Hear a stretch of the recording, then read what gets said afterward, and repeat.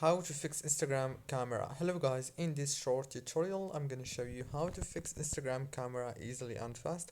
So there's two ways to fix it. The first way is you just have to go to the settings on your phone and then just go to the top, click on wireless and networks, and then enable the airplane mode and disable it again.